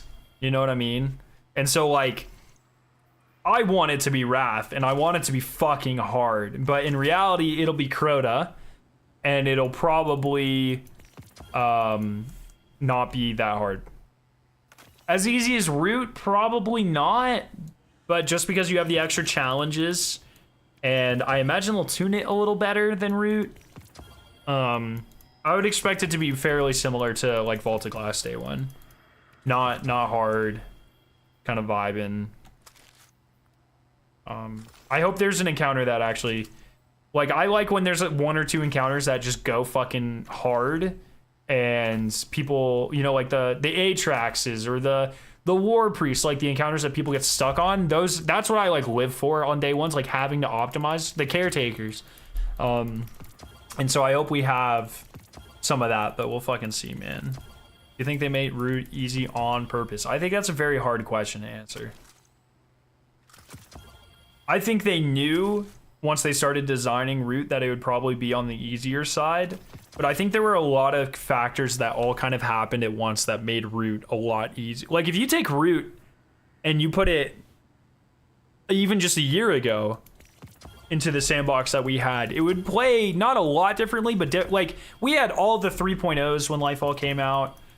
And we were just like unkillable. We had just gotten like just fucking insane weapons. Like it's just like it was just a weird combination of weapons being completely overpowered and 3.0s being completely overpowered. And we're still kind of like that. So I would expect Crota to feel maybe kind of similar, but maybe they expected it a little bit more this time. I hope they turn Deathsinger into an actual encounter. Yes. I fucking hope so, man. If they don't add an extra encounter, I hope they make Deathsinger just like fucking awesome. I think the main things that the mechanics are so simple and easy. It's also a combination of in root, yeah, the mechanics are really easy. Sorry, and then the ads are really easy. And so you can, there's raids where like the ads aren't that hard, but the mechanics are maybe a little bit more difficult. I'd say like Garden's like a decent example of that. Like there's not, I mean, the Cyclopses can be kind of menacing, but for the most part in Garden, none of the ads are like that difficult. What trips people up are more of the mechanics. And then you can have the opposite where it's like hard ads and kind of easy mechanics. I don't know if I have a great example of that. Probably like Crown. No, Crown had kind of tough mechanics. Just the final boss fight, I mean. I don't know if I have a great example of a raid with, like, maybe, yeah, like Scourge. Like, when Scourge launched, I think it'd be a great example of that. Like, the mechanics of Scourge are really straightforward, but, like, the hard parts, a lot of the hard parts came from, like, the lethality of the boss, the fucking Berserkers, and, you know, it's different, because the sandbox was a lot different. And then you have raids like Spire, where the fucking mechanics were pretty tough for a raid, especially at the time. And then the ads, like the balance between us and the ads was fucked, right? And so it's like hard to directly compare like day ones and what I think everything's gonna be like, because the sandbox changes, the lethality of enemies change, we get like way new ability. Like you take vanilla Destiny players, Destiny, you take vanilla Destiny 2 players and you put them in root. I mean, there are some parts of that raid you're gonna have difficulties with just because of the pure ad density and how weak we were when Destiny 2 launched. You know, I'm not saying it'll be the hardest thing ever, but it would be tough. You know, there would be aspects of it that would be a lot more tough, and so it's just so hard to talk about these sorts of things. You know. But I hope it's hard. I want it to. I think it'll probably take 4 hours, 3-4 hours for World's First. If it's Crota. Did you do the fishing event? Yes. Ads are easy until it's time for my LFG to kill them while I run dark nodes. Just solo, man. Easy.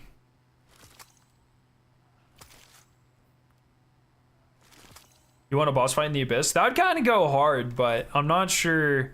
That just feels like a lot. I don't think they're gonna do that. I know how it feels to lose. I do think I suggested maybe adding like a relic to Abyss that you have to juggle, or like puzzles you have to solve or something, like just to get more teamwork so one person can't go invisible and just run through the whole thing. I hope they do something like that.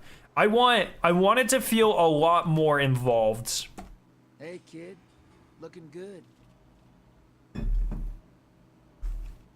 Only 45, thank fucking God. The next returning raid is definitely the most interesting one. I think Wrath will be the most interesting one, because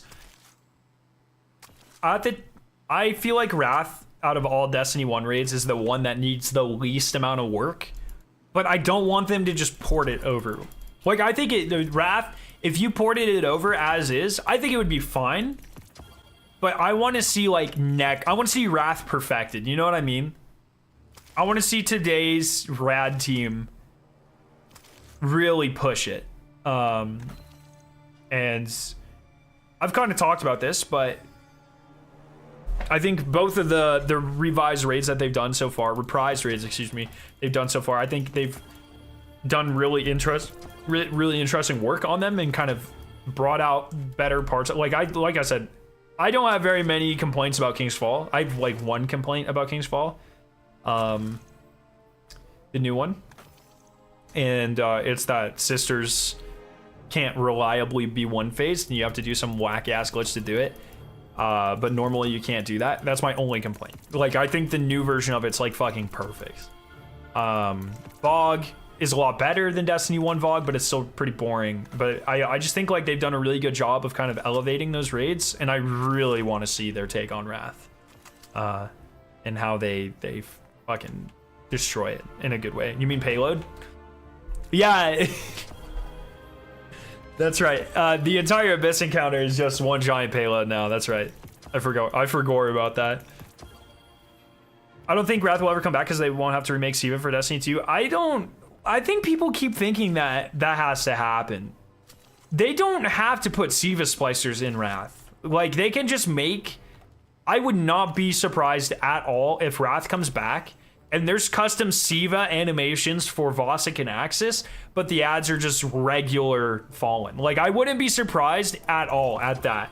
Or maybe they're regular Fallen, but they look Siva-fied, but they don't have any special attacks.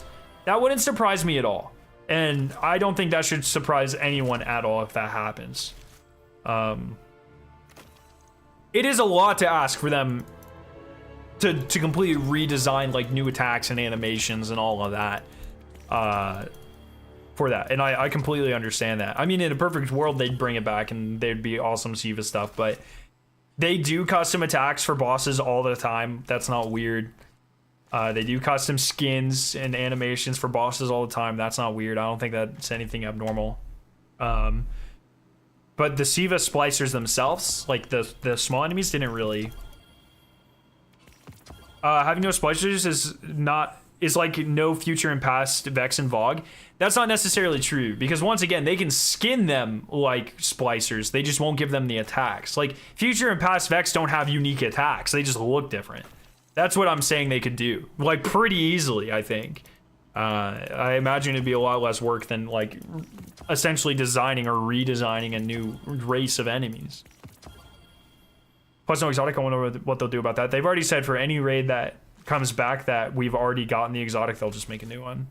That's a different team, right? Like, that's not usually the rad team that does that, so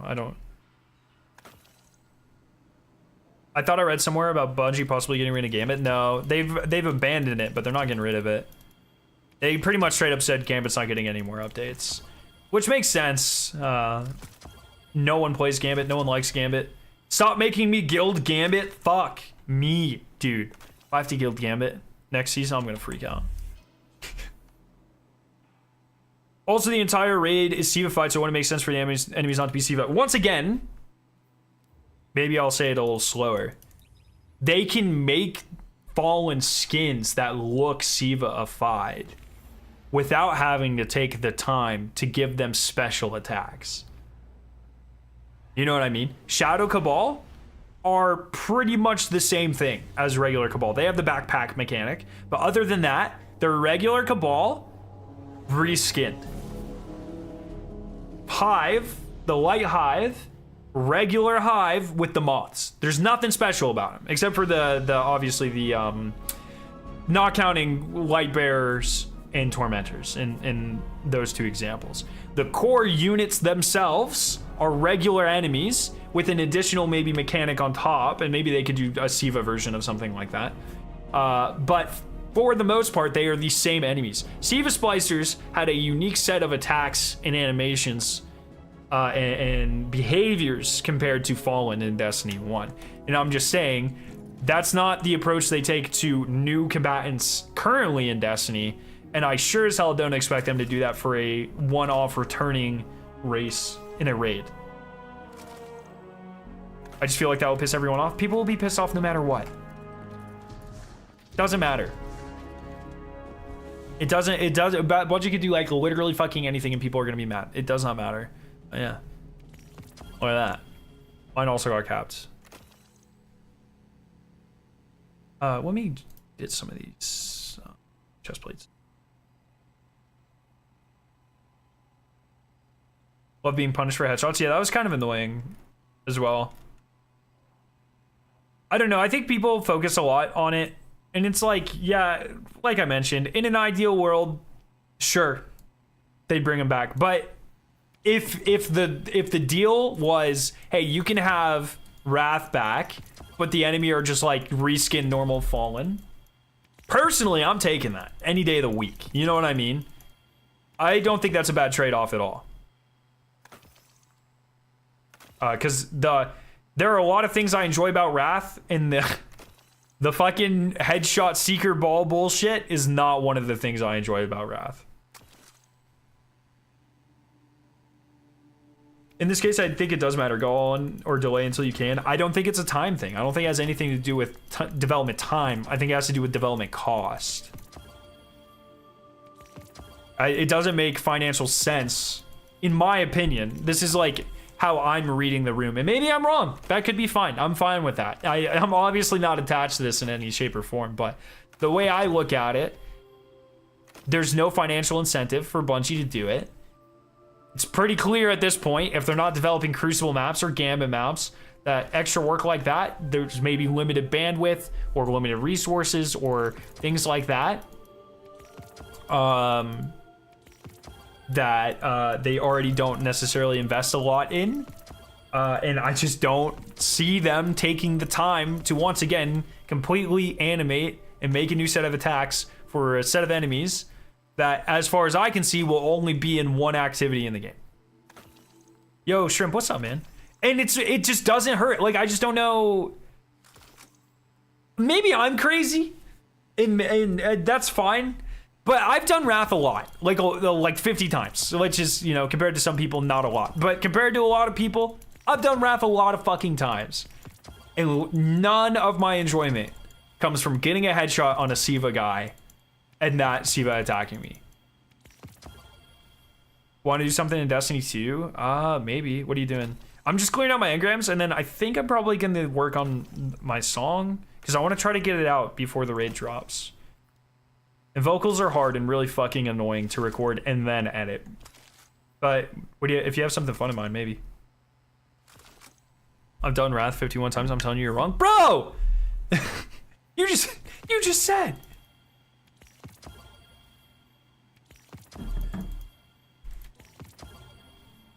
Necrochasm? I'm down for Necrochasm.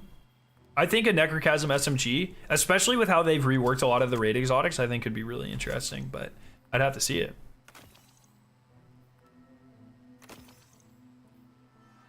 What it seems like is Bungie's been developing new systems to create structures from Destiny 2 while also having to finish out the Light Dark saga.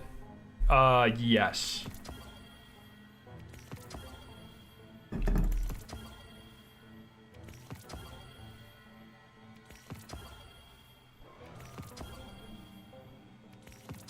I just don't know why people, I don't know. Like I said, as long as Voxic and Axis have their, I think the most unique Siva things in the entire raid, Siva density critical at both bosses, which is like, you know, a screen effect. So I can't imagine that would be that crazy. The balls that you throw at Voxic, the Siva balls, the Siva charges, but we have plenty of balls and you can just skin, or you give them new skins. And then the Axis Siva Cloud that he shoots, but we have Dusk Fields and things like that in the game that you can probably give similar behavior and just reskin. You know what I mean? So I think you can still make the raid feel very Siva-y without including the Siva Splicer, like the 3 unique Siva Splicer attacks. You know what I mean? I'm looking forward to the Crota hand cannon if it's Crota. We've got no good Void hand cannons right now. Rocket would be good too. What was the loot like in Wrath? Wrath has, in Destiny 1, in my opinion, Wrath had the best loot. They had unique perks that, it was really cool. So like the Wrath weapons were like Siva-fied versions of like regular guns, like white guns. Maybe not white, but like your standard legendaries. So they were reskins, but it played into the lore of the raid with Siva like perfecting things. And then they all had perks like triple tap, and then they'd have like unique raid perks that buffed those perks. And so like you'd have like double tap and then triple double, which like doubled the effect of the perk. It was just like a really cool, a lot of the different weapons had that. It was like a really cool system they had going on.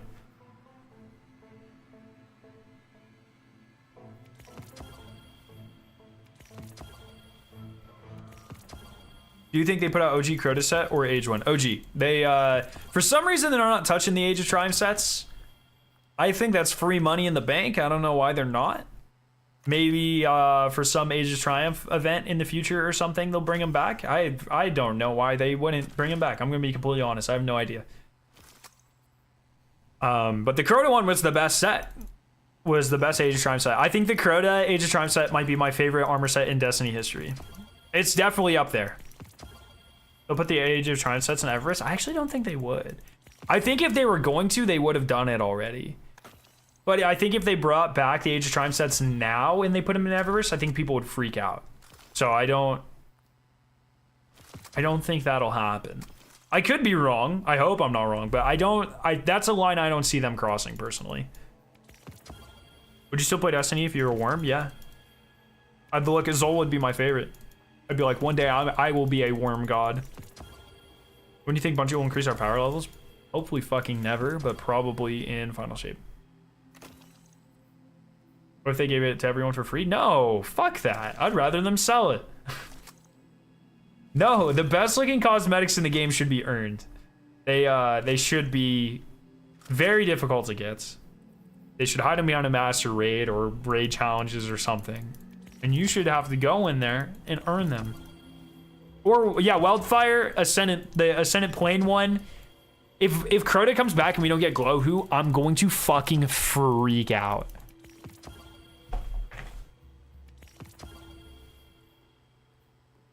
Glowhoo is my favorite shader in the history of Destiny. And I need my baby back right now.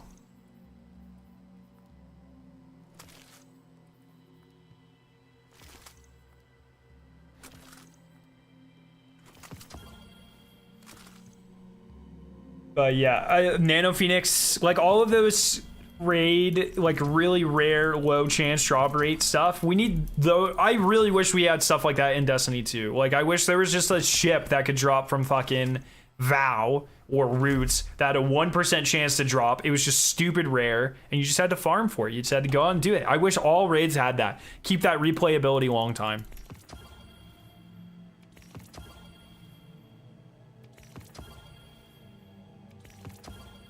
They'll probably do modified Glowhoo like they did for Chatterwhite. That's fine. The new Chatterwhite's sick. I want a new Glowhoo. Give it to me. I'll have a video on how to do all the collectibles. We'll be fine.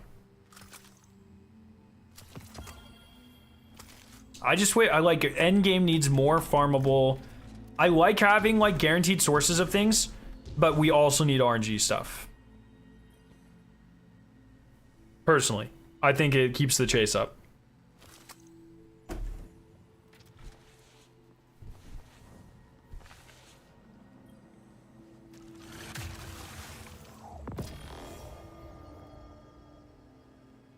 Easy. Payback ribs for dinner. Nice. I hate crafting. It made all raids irrelevant for me. Yes, I feel I've said this many times, and I'm gonna stand by it. New raids should not have craftable weapons. It should be reserved for revamping old raids only. Yeah, are these just capped at 99 now? Can you not go above 99? Did I just waste a ton of engrams by having these both capped at 99? That's kind of lame.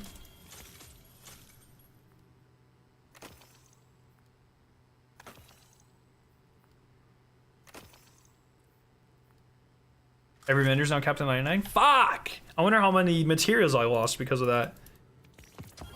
I think the RNG stuff is fine around the release of the raid, but honestly running the raid for RNG collectibles as a returning or new player like a year or two later is not fun. Yeah, that's a fair point. I don't know how you like if it's a small cosmetic. I think it should just stay farmable. For things like exotics, yeah, maybe speed track it. I agree with that. But if it's like say like, oh, there's just every raid has a 6 ship, 1 in 100 shot of getting it, and it's just completely farmable. I don't know. I don't know.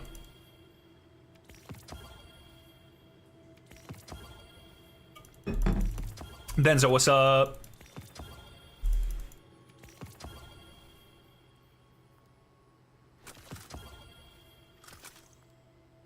Yo, Holden, how you doing, man?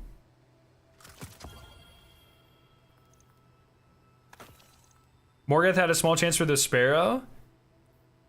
Oh yeah, that's right, exactly, like that sort of stuff. I remember being so when that finally dropped. That was in my first reaction video, I think. Fuck me, hiding them behind titles is tricky. I think people are not gonna like that, so maybe not behind. I think we need more rare titles personally. That's why I really like Ghoul, because I know it's gonna be like a fucking, it's gonna be a rare title, and I like that. I think that's cool. But super heavy RNG behind titles can be yikes. But just having cosmetics that aren't behind titles that are super rare, that promote replayability, I think is cool. And I think Destiny 1 did that very well. And that's how you know I'm serious, because I almost never compliment Destiny 1. So you know I must actually really care about that, or really believe in it.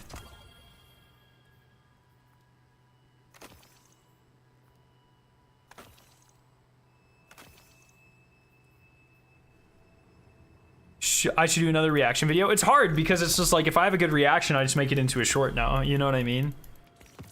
Or I have a good reaction and Bungie puts it into a trailer.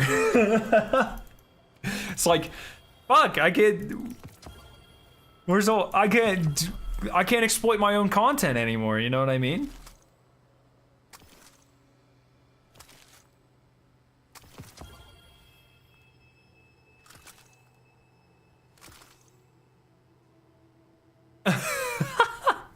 All good, Holden.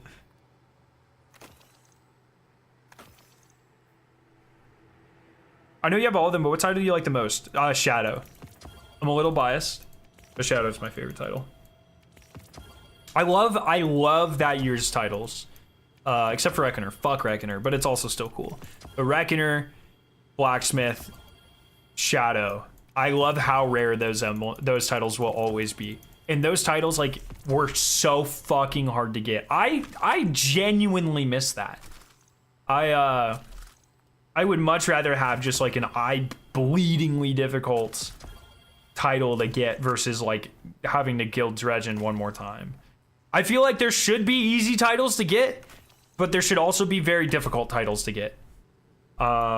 I feel like right now we started off and maybe all the titles were a little bit too difficult. There were some easy ones. You had like Wayfarer was pretty easy. You had the Lore one, Chronicler, that was pretty easy.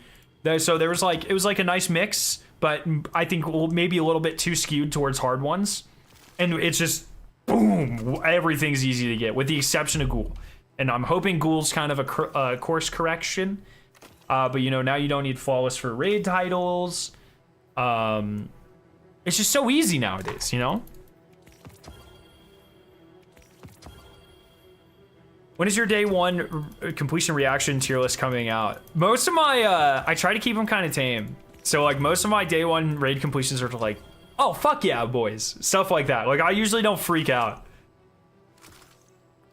I'm more, my focus for day one completions, it's always like trying to like go to orbit, go to orbit, go to orbit. Like calm down, go to orbit. Good shit, boys. You know, like that. That's pretty much it. Chronicler's pretty rare. Yeah, that one, it was easy to get, but it was pretty heavily time gated.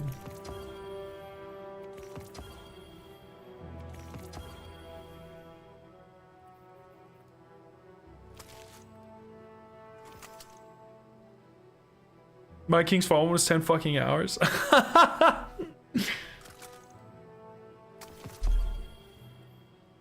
And I want to raid. I hope this next raid, Crota, Wrath, whatever the fuck it is, I hope they bring it, man. I want it to be tough. I want it to be tough.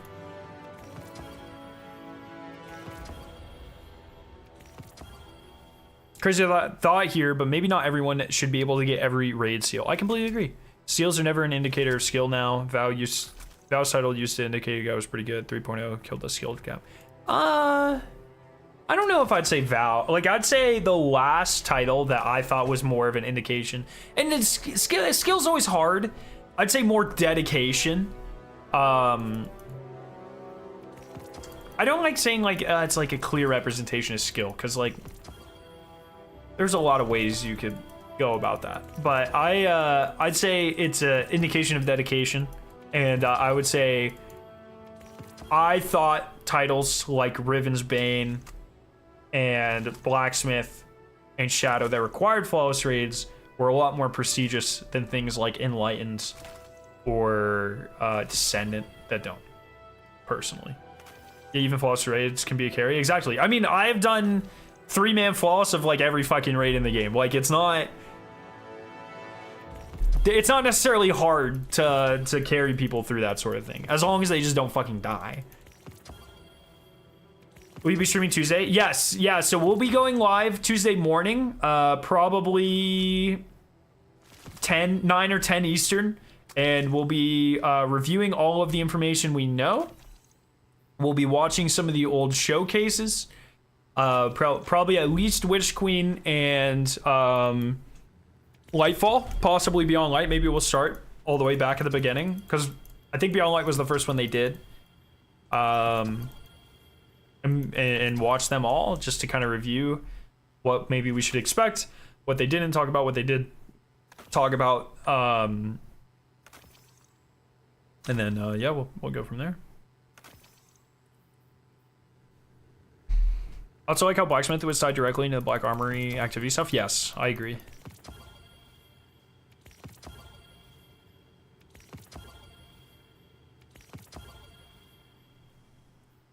But I also think like I think if a raid has a legitimate solo that you can do without exploits, or a legitimate low man that you can do without exploits, I think that should be celebrated by Bungie. So like solo Atheon, you had to fucking break the game to do that shit.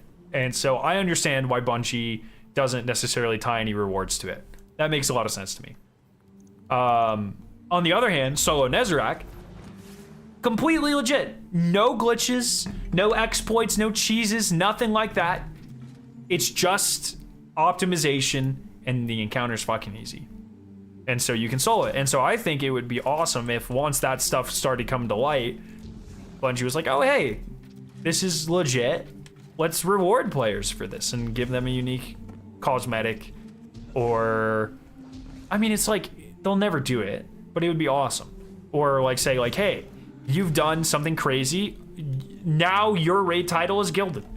Just something like that. I don't know how they have the ability to track stuff like that, but I just think it would be cool.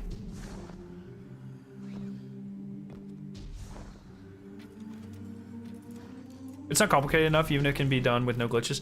I think there's, yeah, kind of, but like, Wrath of the Machine, I would argue, especially for the time, was definitely complicated enough, and you can solo that with no glitches. Maybe you might need glitches for Siege Engine. I think you do. But, that's not because it's, like, complicated. It's just because the mechanics make you go very slow. Compromising the complexity of a raid for a few hundred players is kind of bad. Like, to be, like, unbelievably clear about this, I do not think necessarily that Bungie should make raids soloable. I think if a raid comes out and it is able to, or an encounter is able to be soloed, that should be celebrated. I do not think that, for instance, Root should have been designed, and I do not believe it was designed with the express intent of having people being able to solo the encounters. But once it comes out, as being designed for 6 people, and then it is able to be soloed, I think then Bungie should then look at that and celebrate that achievement. Like being in a swap? No, like a unique emblem, like I said, or even just like a custom gilding Like, I don't, well, I don't, I'm not a fucking game designer. I don't know what this would take, but say like, I'll use, Solo Atheon once again, I don't think necessarily should fall under this because it used hard exploits, like pretty hard exploits. But let's say like Bungie was able to verify the 26 people or 28 people or whatever that soloed it. Boom. Now you are the only 28 gilded Volta glasses or Fate Breakers in the entire game. Just something like that. Just something like that. I'm not like, that's just an example. But that sort of thing, I think, should be celebrated and is largely ignored. And I think it would be a nice gesture to celebrate it. They do things like that, though.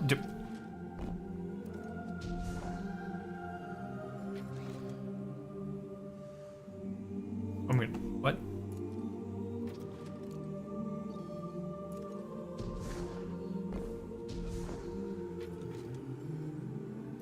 They don't have the resources to verify those solo clears. Yeah, so that's what I'm saying. Once again, this is Bungie will never do this. And I'm not saying this is something I should implement right away, but I'm just saying, like, in a perfect world, I think it would be cool if they acknowledged it. Like, logistics aside, I just think it would be cool. If someone solos a raid boss, they will be completely ignored by Bungie afterwards and possibly banned. They were going too fast. They were going too fast. But just something like that. I don't know. I think it could be kind of cool. It is what it is at the end of the day. But, just my little, you know, everyone has their own little fucking pipe dreams. That's mine. World's first solo boss didn't even win video of the week. It ended up winning. Didn't it? Zemo ended up getting it, I think. Or maybe not. I thought he did end up getting it.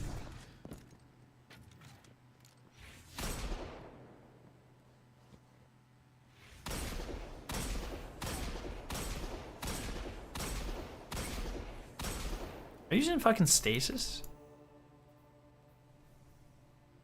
Oh, what the?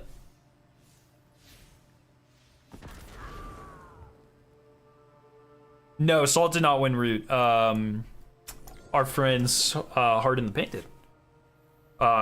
If you go back, like way back, I did a lot. Like when I first started low manning raids, I did it with someone named Grangalf.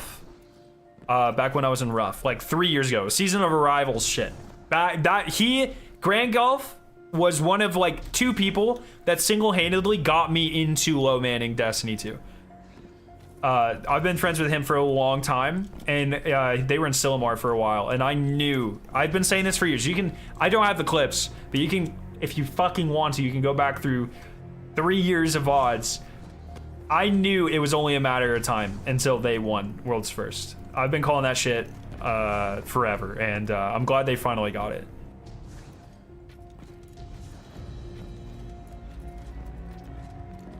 What would you recommend to start your low manning stuff? The first couple encounters of Root are perfect for starting low manning. They are very easy, gets you used to kind of the intensity and the hardest barrier about soloing content or low. Oh, if you're just talking about low manning, go 3-man some raids. That shit is so easy. 3-man Deepstone, piece of cake. 3-man Vault of Glass, literally do it sleeping. 3-man King's Fall is a little harder. 3-man Last Switch a little about the same. There's some weird tech you have to learn and stuff, but not bad.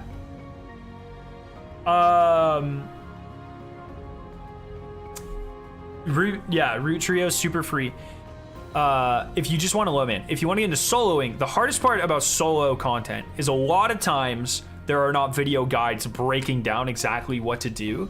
It's all kind of word of mouth. And so you have to be really good at watching people, like streams and videos, watching people do this and be able to digest their builds and their movements and their decisions and understand, and their damage rotations, and understand how that plays in and how you can implement that. It's a lot of being intelligent about the game enough to understand why they're doing something, because most of the time, no one's gonna sit there and hold your hand and tell you how to solo things. So that's probably the biggest learning curve. Oh, Garden 3-man's really fun too. I do enjoy that. Yo, Cade, what's up, brother? Alrighty, chat. Well, I think That's what I'm gonna call it for today. We're all caught. Let me make sure I'm all caught up on guilds. Glorious 2. Flamekeeper 2, good. Iron Banner 4, good. Deadeye 7, good. Flawless 9. 6, 7, 8, 9. Conqueror 9. Dredgen 9. I think we are good. We've done everything. I have maximum triumph score. So we're good. Yeah, maybe a stream sometime this weekend. Maybe we'll do a stream tomorrow breaking down the new post that they're talking about, but I think for the most part, I'm gonna lay kind of low until Tuesday. And then on Tuesday, like I said, we'll be here bright and early, and we'll watch the old showcases and then we'll watch the new stuff. So, to the lyrics, nah, don't worry about it. But I want to finish the song. I want to finish it, so I'm gonna go do that. Alrighty, everyone. And hopefully, if I can record the audio and I can get it to a point where I'm happy with, I really want to get this out before the raid launches. So we'll see. So everyone have a fantastic night. I love your faces. Thank you for hanging out. Maybe I'll see you for a stream this weekend, but we shall see. Maybe I'll just do a video instead. I don't know. I'll have to decide, but for now, you guys have a fantastic night. I love your faces, and I'll see you very soon. Peace out, everyone.